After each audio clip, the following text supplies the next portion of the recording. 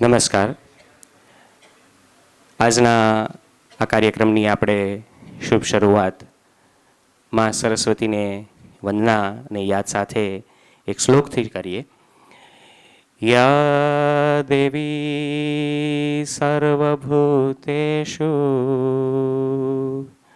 શક્તિરૂપેણ સંસ્થિતા નમસ્તસ્યૈ નમસ્તસ્યૈ નમસ્તસ્યૈ નમો નમઃ. શ્રી જનક ત્રિવેદી નિબંધ સ્પર્ધા 2023ની એક લાંબી યાત્રા પછી એક મુકામ સુધી આપણે પહોંચ્યા છીએ. ત્યારે હું નરેન્દ્ર જોશી પ્રાથમિક શિક્ષક તરીકે કામ કરું છું. એટલે મારી પહેલી ફરિયાદ ધર્મેન્દ્ર સર સામે હશે કે એક સેલ કી કિંમત ક્યાં તુમ ક્યાં જાનો ધર્મેન્દ્ર બાબુ. અને હું તમને પ્રાથમિક શાળાથી ધીરે ધીરે અહીંયા નિબંધનના પ્રવેશ દ્વાર સુધી લાવવાનો છું કે અમારા પ્રાથમિક શાળાની અંદર વિદ્યાર્થીઓ ચોથા પાંચમા ધોરણમાં ભણતા હોય અને આપણે માહોલ હળવો રાખવા માટે કે ચોથું પાંચમું ધોરણ ભણતા હોય ને એક શેર સરસ મજાનો કે દિલ તો હું હમણાં તોડી નાખું, દિલ તો હું હમણાં તોડી નાખું, પણ આજકાલ મારા મમ્મીએ તોડફોડ કરવાની ના પાડી છે. એટલે આ મજાના બાળકો સાથે સાથે જે અમે કામ કરીએ છીએ અને આજની એક સીએલ પણ અમારા માટે બહુ મહત્ત્વપૂર્ણ રહી છે કે આ બાળકો કમાલ કરે છે, ધૂળનો પણ ગુલાલ કરે છે.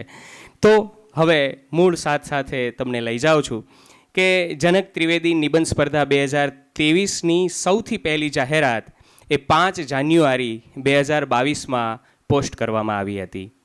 ધર્મેન્દ્ર ત્રિવેદી સરે આ સ્પર્ધક માટે નિબંધન વાંચન માટે અમને આખું હોમવર્ક આપ્યું હતું કે મારો અસબાબ છે એ જનક ત્રિવેદીનું તમે વાંચી શકો, રખડુનો કાગળ આદરણીય મહેન્દ્રસિંહ પરમાર સરનું તમે વાંચી શકો, કેલિડોસ્કોપ મોહમ્મદ માકડ, આવા એક લાંબુ લિસ્ટ આપ્યું હતું.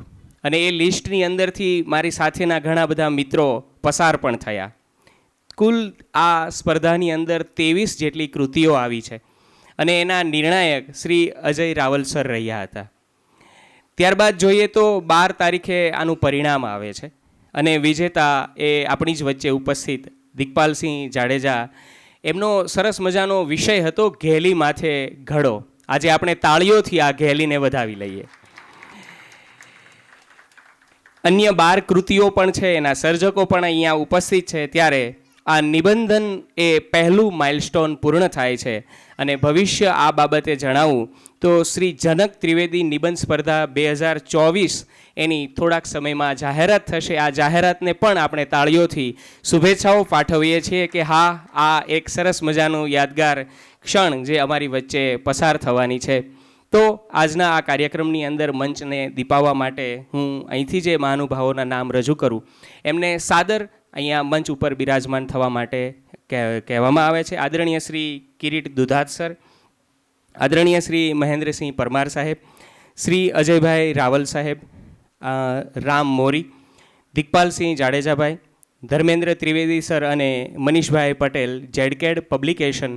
સૌથી મહત્ત્વપૂર્ણ વાત એ જેડકેડ પબ્લિકેશન પણ મનીષભાઈ આપણી વચ્ચે ઉપસ્થિત છે. ત્યારે આ સર્વે મહાનુભાવો જે આપણને માર્ગદર્શિત કરશે અને આજના કાર્યક્રમની અંદર કહી શકાય એવી મહત્ત્વની વાતો સાથે આપણી વચ્ચે ઉપસ્થિત રહેશે. ત્યારે આપણે એમને તાળીઓના કરતલ ધ્વનિથી સ્વાગત કરીશું અને એક સરસ મજાની વાત સાથે આજના આ કાર્યક્રમને આપણે આગળ લઈ જવો છે. ત્યારે સર્વે મંચસ્થ મહાનુભાવો આપણી વચ્ચે ઉપસ્થિત થઈ રહ્યા છે.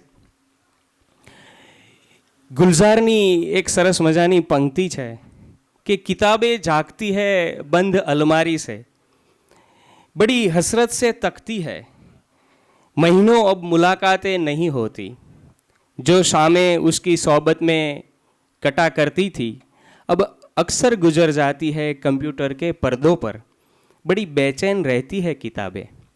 ગુલઝારની આ ફરિયાદ છે કે પુસ્તક બેચેન રહે છે અને એ કિતાબને બેચેન ન રહેવા માટે આજે કિતાબના કહી શકાય એવા શબ્દ આરાધકો એની વચ્ચે મંચસ્થ મહાનુભાવોને આપણે પુનઃ તાળીઓથી શુભેચ્છાઓ પાઠવીએ કે આજે આપ અમેને માર્ગદર્શિત કરી રહ્યા છો ત્યારે ખૂબ આનંદ છે. અમારા પ્રાથમિક શાળાની અંદર આવો એક સવાલ થયેલો. હું પુસ્તકની વાતો કરીશ કારણ કે હવેનો જે મારે ઉપક્રમ છે મારે ત્યાં તમને લઈ જવા છે કે પ્રાથમિક શાળામાં પુસ્તકો ઘણી બધી શાળાઓની અંદર એવું હોય છે કે પુસ્તકો લાઇબ્રેરીમાં પેક રહે છે. એટલે પછી ઓલા કે ભાઈ આ બધા પુસ્તકોને પેક રાખવા પડે કારણ કે આવનારા વ્યક્તિઓ એવું જોતા હોય છે કે પુસ્તકો સાફ સફાઈ વ્યવસ્થિત છે ને, પૂઠું ફાટ્યું નથી ને, પૂઠું ફાટી જાય તો. એટલે એક શિક્ષકે સવાલ પૂછ્યો કે ભાઈ બાળકના હાથે પુસ્તક ફાટી જાય તો, અને બીજા શિક્ષકે એને બહુ સરસ ઉત્તર આપ્યો કે બાળકના હાથે પુસ્તક ફાટી જાય ને તો પુસ્તકનો મોક્ષ થઈ જાય. પુસ્તકને અવગતિએ જવા દેવા માટે એને કબાડમાં બંધ રાખો, એનો મોક્ષ કરવા માટે બાળકના હાથમાં છૂટું મૂકો. તો આ પુસ્તકોની જે વાતો છે ત્યારે ઉપસ્થિત તમામ મંચસ્થ મહાનુભાવોને આપણે પુસ્તકથી રૂડું અભિવાદન કરવું છે. આપણી વચ્ચે આદરણીય શ્રી કિરીટ દુધાત સર ઉપસ્થિત રહ્યા છે ત્યારે શ્રી ધર્મેન્દ્રભાઈ ત્રિવેદી એમનું પુસ્તકથી રૂડું અભિવાદન કરશે. આ સરસ મજાની ક્ષણ આપણી વચ્ચે ખૂબ સરસ વાર્તાઓ આદરણીય શ્રી કિરીટ દુધાત સરની રહી છે. શ્રી મહેન્દ્રસિંહ પરમાર સર જેઓ આપણી વચ્ચે ઉપસ્થિત રહ્યા છે ત્યારે નટવરભાઈ પટેલ સાહેબને આપણે નિવેદન કરીશું કે એમને પુસ્તકથી અભિવાદન કરશે.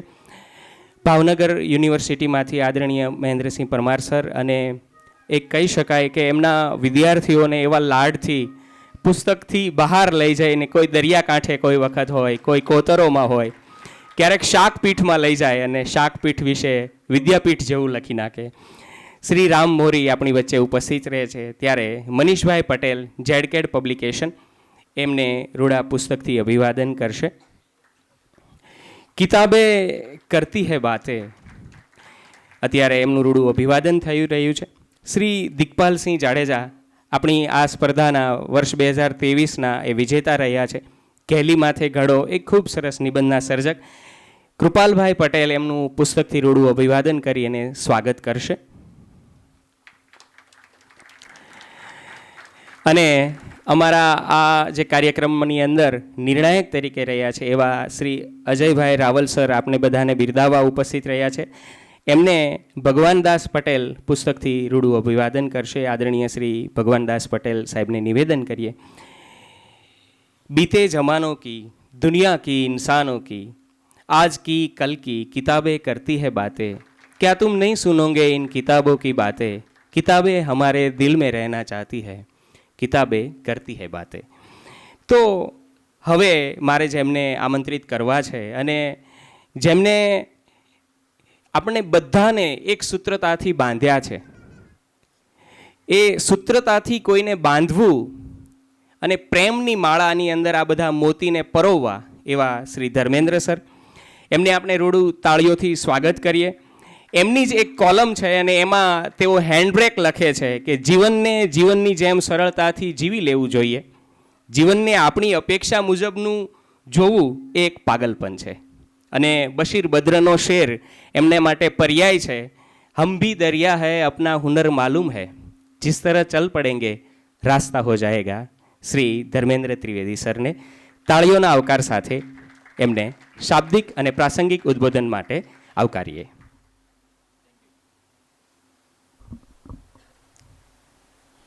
ગુડ મોર્નિંગ, સૌને સુપ્રભાત. નરેન્દ્રભાઈ, થેન્ક યુ વેરી મચ. મારા વડીલો સાહિત્યકારો તો છે જ, પણ જેમને હું મારા વડીલો માનું છું એવા કિરીટભાઈ, મહેન્દ્રસિંહ, અજયભાઈ, દિગ્પાલભાઈ અને રામ, બધાનું સ્વાગત કરું છું આજના આ સરસ પ્રસંગે. એવું કહેવાય ને કે સાહિત્યિક કાર્યક્રમોમાં તો ઘણા બધા ભાગ લેવાનું થયું હોય, પણ આજે થોડુંક પેલું એક મૂંઝવણ મીઠી હોય એવી એક બીજી મૂંઝવણ છે કે આ મારો કાર્યક્રમ છે. મારો મતલબ કે મેં જે કંઈક શરૂ કર્યું એક, અને એને હું પૂર્ણાહુતિ સુધી લાવ્યો અને લાવી શક્યો, અને એના કારણો છે આ મંચ ઉપર બેઠેલા સૌ મિત્રો, તમે બધા હાજર રહ્યા છો તો તમે બધા, અને જે સ્પર્ધામાં ભાગ લઈ અને જેમણે આ સ્પર્ધાને સરસ ગતિ આપી એવા બધા મિત્રોનો પણ આભાર માનવો પડે. મૂળ વાત મારે આજે જે પરિચય આપવાનો છે એ પરિચય આ આખી એક પ્રક્રિયા છે સ્પર્ધાની. તો એ શા માટે થઈ, કેવી રીતે થઈ, પુસ્તકની અંદર તો મારા નિવેદનમાં એ બધી વાતો છે જ, પણ અત્રે પણ આજે પણ કેવું હજી પુસ્તક હાથમાં આવશે અને વાંચશો ત્યાં સુધી આ કાર્યક્રમના ઇન્ટ્રોડક્શન તરીકે મારે તમને એ વાત કરવાની છે. 2021માં જ્યારે મારા વાર્તા સંગ્રહને અંજલિ ખાંડવાળા એવોર્ડ પ્રાપ્ત થયો, અને એ પહેલાંથી મારા મનમાં એક વસ્તુ ચાલતી હતી બાળપણથી, એટલે કિશોરાવસ્થા થઈ કે યુવા અવસ્થા થઈ. કારણ કે ફાધર જનક ત્રિવેદી જેના નામે આપણે આ સ્પર્ધા મેં શરૂ કરી છે, તો એ પહેલાં એવું ઈચ્છતા કે મારે પણ એક સ્પર્ધા શરૂ કરવી છે. હવે બહુ સારી સ્પર્ધાઓ રહી વાર્તાની, અથવા તો એવી કોઈ વાર્તાની સ્પર્ધાઓ સારી રહી નથી કે જેમાં યુવાનોને સારું પ્રોત્સાહન મળે. એ વખતની વાત છે. એટલે એમની એક હતી મનમાં ઈચ્છા, અને અવારનવાર ઈચ્છા પ્રગટ કર્યા કરતા, અને એ મારા મનમાં કોતરાઈ ગયેલી વાત કે આ કંઈક એમને આવું કરવું છે ને ક્યારે કરે એની મને રાહ હતી. પણ 21માં જ્યારે મને આ એવોર્ડ મળ્યો ત્યારે મેં મનોમન નિર્ણય કર્યો, અને 21ના એવોર્ડ સમારંભમાં જ, અંજલિ ખાંડવાળા એવોર્ડ સમારંભમાં જ મેં એની જાહેરાત કરેલી કે ભાઈ આ જે મને રાશિ મળી છે એની અંદર હું મારા પોતાના બીજા પૈસા નાખી અને એમાંથી કંઈક આયોજન કરીને એક સ્પર્ધા કરવી છે. પણ થયું એવું કે જનકભાઈ વાર્તાના માણસ, પણ અંતે એમના જે જીવનનો લેખનનો અંતિમ તબક્કો છે એમાં વાર્તાઓ નથી લખાય.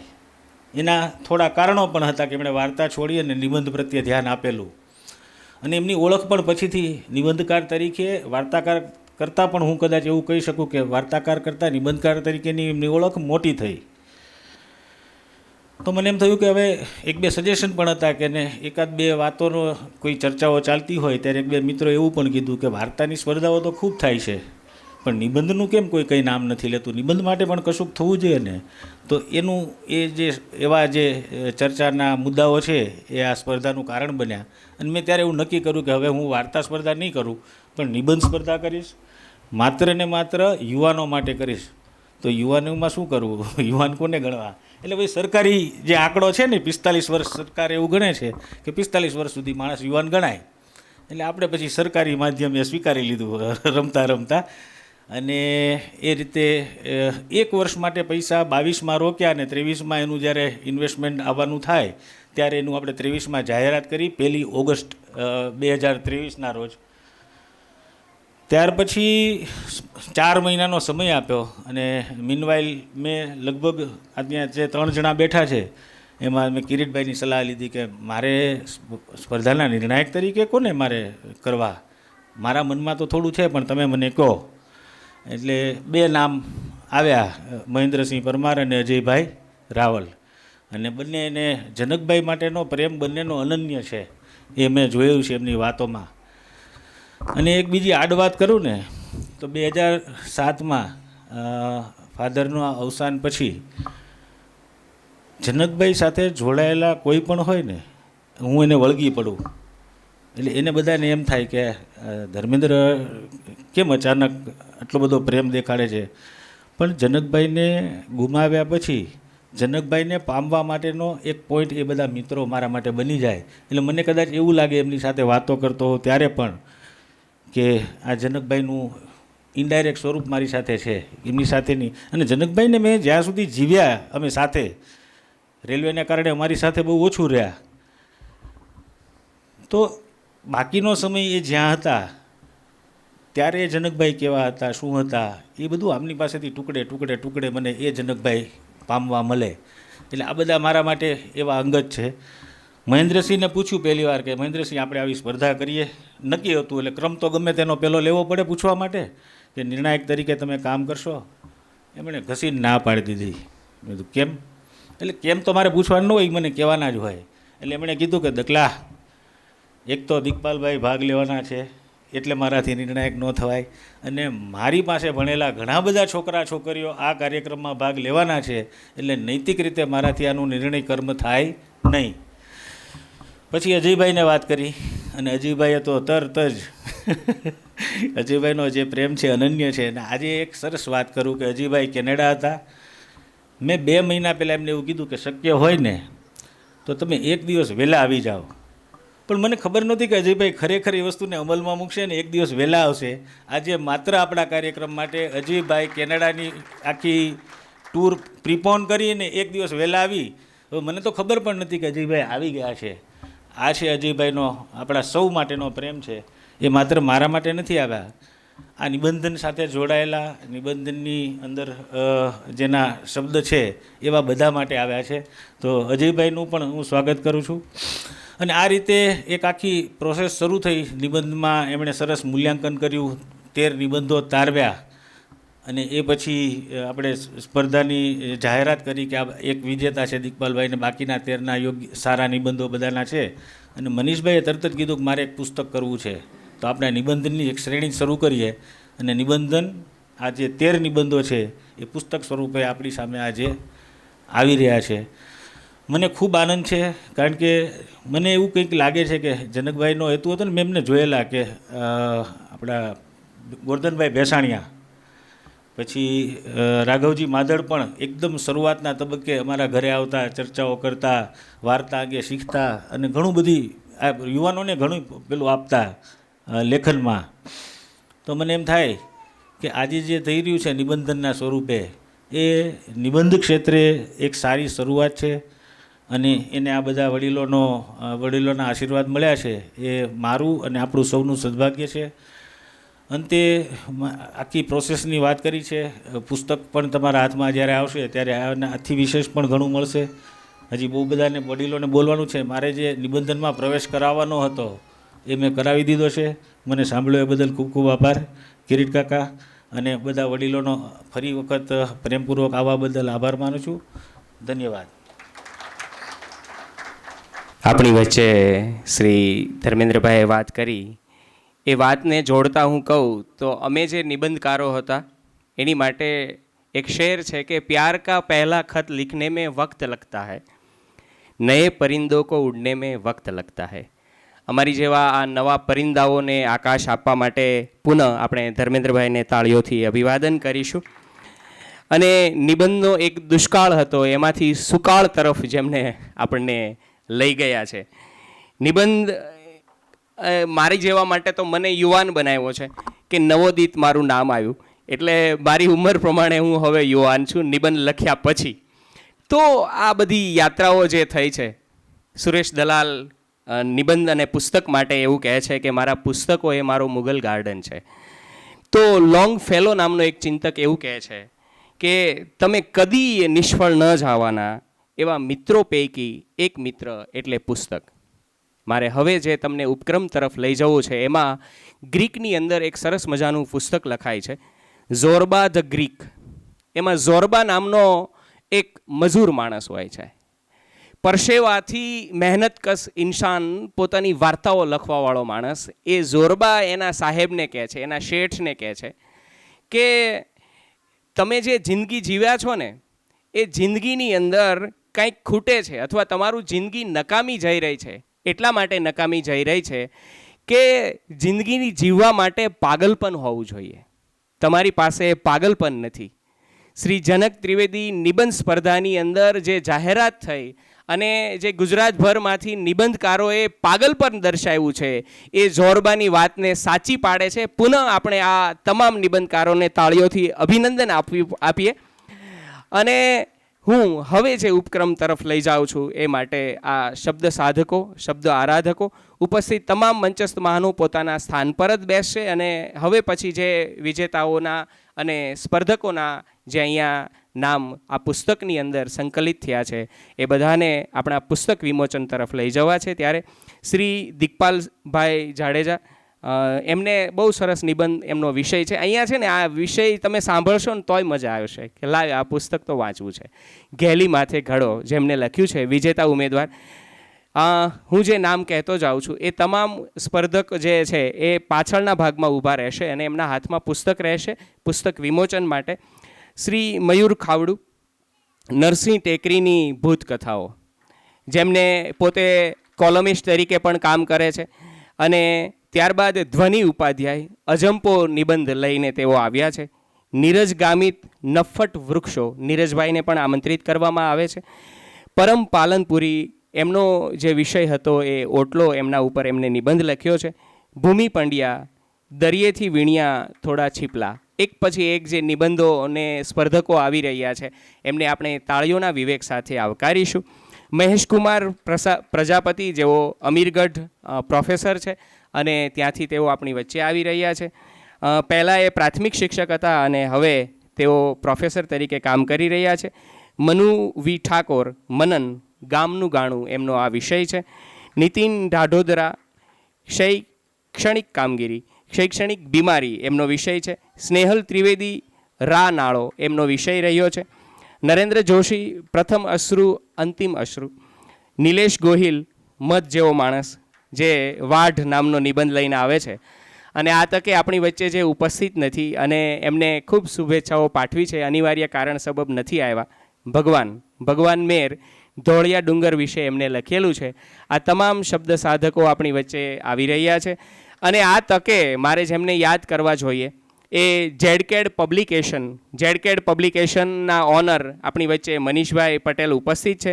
45 મહિનાથી આ કામગીરી શરૂ છે, જેની અંદર 237 પુસ્તકો એ પબ્લિશ કરવામાં આવ્યા છે. વર્લ્ડ બુક ઓફ રેકોર્ડની અંદર 2 પુસ્તકોએ સ્થાન લીધેલું છે. 1 વર્ષમાં એમનો રેકોર્ડ 72 પુસ્તકો પબ્લિશ કરવાનો છે.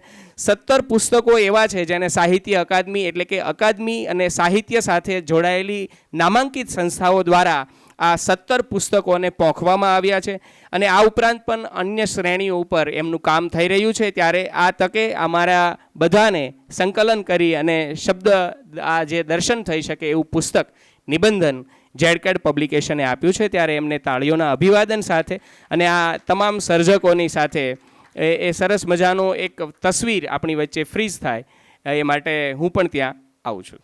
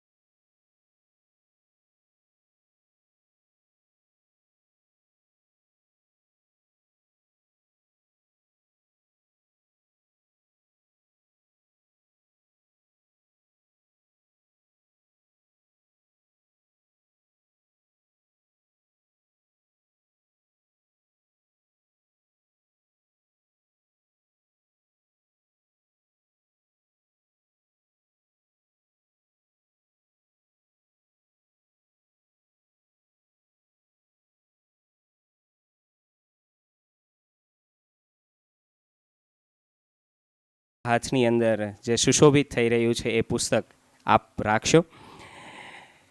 સરસ મજાના આ ક્ષણને આપણી વચ્ચે હૈયાની અંદર કંડારી અને હવે શ્રી જનક ત્રિવેદી નિબંધ સ્પર્ધાના વિજેતા જેઓ રહ્યા છે.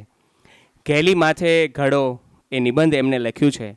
આ ઉપરાંત પણ સોશિયલ મીડિયા ઉપર હું છું વાર્તા કહેનારો, ખૂબ વાર્તાઓ એમને કહી છે. કવિ મકરંદ દવેની એક કાવ્ય પંક્તિ સાથે એમને બરાબર પર્યાય થઈ શકે એવા માણસને આપણે અત્યારે પ્રાસંગિક ઉદ્બોધન માટે આમંત્રણ પાઠવવું છે કે માનવી ભાળી અમથું અમથું આપણે ફોરે વહાલ, કે માનવી ભાળી અમથું અમથું આપણને ફોરે વહાલ, નોટને સિક્કા નાખ નદીમાં ધૂળિયે માર્ગ ચાલ. ધૂળિયા માર્ગના એવા મરબી એ દિગ્પાલસિંહ જાડેજાને આપણે આમંત્રણ પાઠવીએ છીએ કે તેઓ અહીંયા અમને પ્રાસંગિક ઉદ્બોધન અને પોતાની એક સર્જન યાત્રા જણાવશે. શ્રી દિગ્પાલસિંહ જાડેજા. આપ સૌનો આભાર. આ મંચ ઉપર એક વ્યક્તિને મારે પહેલાં સંભાળવા જોઈએ, એમને હું વંદન સાથે યાદ કરું છું અને એ છે સરોજબેન. સરોજ જનકભાઈ ત્રિવેદી. તો સરોજબેનનું મન અહીંયા હશે, એમનું શરીર પણ અહીંયા જ હું જોઉં છું. તો સૌનો આભાર. કિરીટભાઈ, મહેન્દ્રભાઈ, પૂજ્ય મહેન્દ્રભાઈ, અજયભાઈ, દકાભાઈ, મનીષભાઈ અને સામે બેઠેલા આપ સૌ. ઘેલી માથે ઘડો નિબંધ આ સંગ્રહમાં સમાયો એ માટે આમ તો શબ્દો ક્યાંથી ગોતું એ મને બહુ દ્વિધા છે. એટલે રખડતા રખડતા લખાતું હતું અને લખાય છે. અને એવામાં આવી એક નિબંધ સ્પર્ધા આવી અને મને ધ્રુવ પ્રજાપતિએ, અમારા ધ્રુવલાએ યાદ કર્યો. ધ્રુવને પણ હું યાદ કરું છું કે એ નિમિત્ત બન્યો છે મને આ નિબંધ સંગ્રહમાં નિબંધ મોકલવા માટે. તો સૌનો ખૂબ ખૂબ આભાર છે. ઘેલી માથે ઘડો એક પ્રવાસ નિબંધ છે અને આમ તો હું જ્યારે લખતો હોઉં છું ત્યારે એનું શીર્ષક શું હશે એની ખબર નથી હોતી, પણ મને બહુ જ પ્રવાસ કરવાનો ને રખડવાનો આનંદ થાય છે અને એમાંથી મને કેટલીક એવી વાતો મળે છે કે મને એમ થાય કે હું બીજા સાથે શેર કરું. એટલે મેં જે લખ્યું છે એને નિબંધ જ કહેવાય કે કેમ એવું હું અધ્યાપક હોવા છતાં હજી જાણતો નથી, પણ લખાય છે અને ઘણું લાંબુ લખાય છે. ત્યારે એ વાંચનારા પણ છે એની જાણ મને ફેસબુક ઉપરથી થતી રહે છે. 2-3 વર્ષ પહેલાં બરડોમાં અમે એક પ્રવાસ કર્યો હતો મુરબ્બી દિલીપસિંહ પરમાર સાથે, દિલીપ જોગલ સાથે, અને ઘણું બધું ભમ્યા. એમાંથી બહુ બધું લખાયું. એટલું બધું લખાયું કે લગભગ 30 થી 35 પાના થાય બધું થઈને. પણ મને એવી ખબર પડી કે હવે આ સ્પર્ધા આવી છે ને એમાંથી 30 થી 35 પાના મારે નિર્ણાયકના માથે મારવા, એના કરતાં આના 2 કટકા કરું તો એમાં મજા આવશે. અમે જ્યારે એ પ્રવાસ કરતા હતા ત્યારે અમારો એક પ્રવાસી સાથી અહીંયા છે દિલીપ જોગલ, અને એ કહેતો હતો કે આ રખડો સાહેબ આપણો ઘેલી માથે ઘડો જેવો થયો. એટલે એક ફ્રેઝ તો મેં એવું સાંભળ્યું હતું કે ગાંડી માથે બેડું, પણ મને આ તરત ચોંટી ગયું. એટલે મને આવી વાતો મારા લખાણમાં, હમણાં અમારે ત્યાં ધ્રુવભાઈ આવ્યા, ધ્રુવ ભટ્ટ, ત્યારે એ કહેતા હતા કે હું જે લખું છું એમાં મારું પોતાનું લગભગ બહુ ઓછું હોય છે, મને બીજાઓ પાસેથી વાતો મળી હોય છે ને એને હું કમ્પાઇલ કરું છું એમ. તો એવું જ લગભગ મારું છે. હમણાં હું ગીરમાં ગયો ત્યારે મને એક શેલાર કરીને એક માળી મળેલા, એમણે મને એવું કહ્યું ગીર વિશે કે તમે દરબાર મરેલી માને ધાવવા નીકળ્યા. તો આ મને ચોંટી જાય કે ગીર હવે નથી રહેવાની એમ. તો આ નિબંધ સ્પર્ધાએ મને અહીંયા ઊભો રાખ્યો એનો બહુ જ આનંદ છે. જનક ત્રિવેદીને મેં બહુ વાંચ્યા છે અને વર્ગમાં પણ વાંચ્યા છે અમારા વિદ્યાર્થીઓ. એટલે આ બહુ જ મજાની ઘટના એવી છે અમારા માટે દકાભાઈ કે અમારા સાહેબ નિબંધકાર છે, હું એમની પાસે ભણ્યો. એમણે શબ્દ કેમ સંભળાય, એટલે આપણો લખેલો શબ્દ કેવી રીતે આપણે જ પહેલાં સાંભળવો જોઈએ તો બીજાને એ સંભળાય એની થોડીક ખબર પાડી. તો હું મહેન્દ્રભાઈને આ આખો જશ મારે દેવો છે. લોકો બધા એમ કહેતા હોય કે એ મહેન્દ્રભાઈનો ભાણેજ છે, તો અત્યારે હું એમના વિદ્યાર્થી તરીકે આ વાત કરી રહ્યો છું. મહેન્દ્રભાઈએ કોણ નિર્ણાયક હશે, દકાભાઈ વાત કરી કે અમે 2 નામ પસંદ કર્યા હતા, પણ મહેન્દ્રભાઈએ આવું ખબર નથી, તમારે વિશ્વાસ કરવો જ પડશે, પણ મહેન્દ્રભાઈએ ક્યારેય એવું કહ્યું નથી કે આના નિર્ણાયક તરીકે મને ફોન આવેલો અને આના નિર્ણાયક આ અજયભાઈને પસંદ કરવામાં આવ્યા છે, એવી કશી વાત જ નહીં. તો મહેન્દ્રભાઈ, પછી હું, પછી ભૂમિ, અને ભૂમિ સિવાય ઘણા બધા, નીતિન, આમ પરિચય છે. મયુરને એ નિમિત્તે હું પહેલી વાર આજે જોઉં છું, આ સ્પર્ધા નિમિત્તે. અમે આમ મળતા રહ્યા છીએ ફેસબુક ઉપર ને સોશિયલ મીડિયાથી. તો આ જે સાહેબ પણ લખે, વચલી પેઢી પણ લખે અને મારા વિદ્યાર્થી પણ લખે. એટલે સૌથી પહેલાં જ્યારે મેં નિબંધ લખ્યો એવું કંઈક 2003 આસપાસ, એ એક જ નિબંધ મેં લખ્યો હતો. પછી તો બહુ મોડા લખવાનું થયું આમ નિમિત્તે, અને એ નિબંધનું શીર્ષક હતું આંખ તે જોયું, એવું શીર્ષક હતું. અને એ વખતે શબ્દસૃષ્ટિના સંપાદક હર્ષદભાઈએ છાપેલો. તો એ વખતનું હર્ષદભાઈના સંપાદન હેઠળ થતું શબ્દસૃષ્ટિનું સંપાદન બહુ જ કુમારનું સંપાદન થતું હોય એવું હતું. તો એ એક માપપટ્ટી હતી મારા માટે. પણ જેવો મેં લખ્યો કે મને 2-3 એવા નિબંધકારો અને એવા ચિંતકોના ફોન આવ્યા કે તું 2002માં ઘણું જાણી ગયો છે, જાણે તું બુદ્ધ હોય એવું ચિંતન તે રજૂ કર્યું, એટલું બધું તને કાંઈ થયું હતું એમ, તને એવા ગાપા છે ને માર્યા એમ. એટલે બાળમરણ તો ત્યાં થયું થોડું. મેં લખ્યું છે આ વિશે સ્પર્ધા પછી, પણ મને પહેલાં હતું કે હું એ વાંચીશ, પણ પછી એ રિપીટ કરવાનું મને યોગ્ય ન લાગે. એટલે આવું થતું હોય અને એક બાજુ જનક ત્રિવેદી અને સરોજબેન અને એમના સંતાનો, એમના પરિવાર, દકાભાઈને મળેલું ઇનામ આ રીતે એનું વ્યાજ વપરાય અને એનું વ્યાજ એ મેળવે આવી રીતે નિબંધના ક્ષેત્રમાં, એ બહુ મોટી ઘટના છે મારા માટે. એટલે આ સહેલી વાત નથી.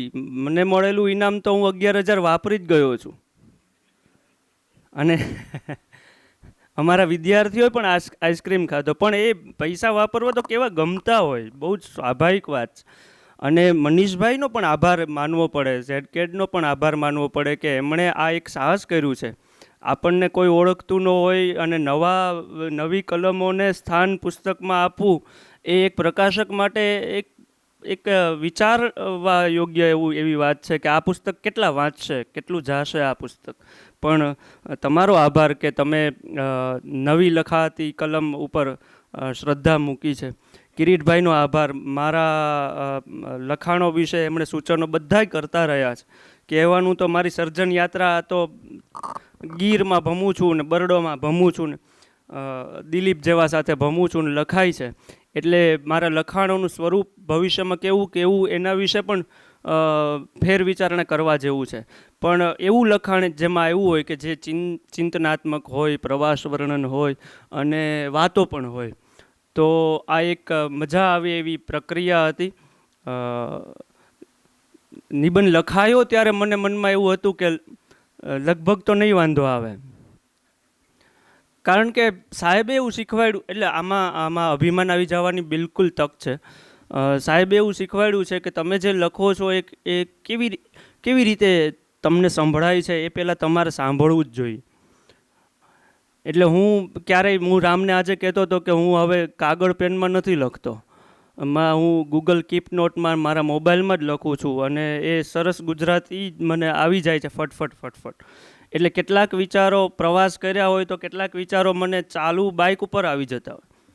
અને હું સ્પોટીફાઈના ભારે અવાજવાળા ગીતો સાંભળતું હોય તોય તો મને એ આખી પ્રક્રિયા ચાલતી હોય અને ત્યાં ઊભી રાખીને હું એક પેરેગ્રાફ લખી લઉં કે આ યાદ આવ્યું છે અને આવી રીતે જોડવાનું છે, આમ જોડવાનું. તો એમાં બહુ મજા આવે છે. હું એક વખત કિરીટભાઈને કહેતો હતો કે સૌથી વધુ ક્રિએટિવ વિચારો મને ઓન બાઇક હોઉં ત્યારે જ આવે છે. એટલે એક જગ્યાએથી નીકળીને બીજી જગ્યાએ પહોંચવું એ રસ્તા વચ્ચે મને સૌથી વધુ ક્રિએટિવ વિચારો આવે છે. તો આવી બધી પ્રોસેસ છે. આમ બધું બહુ ઝિગઝાગમાં બોલી રહ્યો છું, પણ હરખ છે અને આનંદ છે. પરિવારનો ખૂબ ખૂબ આભાર. 2024ના નિબંધકાર આ 13માંથી આવે એવી તો આશા રાખું છું અને બીજા પણ નિબંધકારો આમાં જોડાય. રામ પણ હજી કાંઈ 45 વર્ષ તો નો નથી થયો, એટલે ભલે અહીંયા રામ વાર્તાઓ લખતો હોય તો રામ નિબંધ લખે તો કેવા લખે, એવા એક નિબંધના વિદ્યાર્થી તરીકે, વાચક તરીકે રસ પડે એવી વાત છે. તો સૌ ગુરુજનોનો આભાર, શ્રોતાઓનો આભાર. શબ્દો ઘણા છે પણ હોઠે નથી આવતા. આભાર.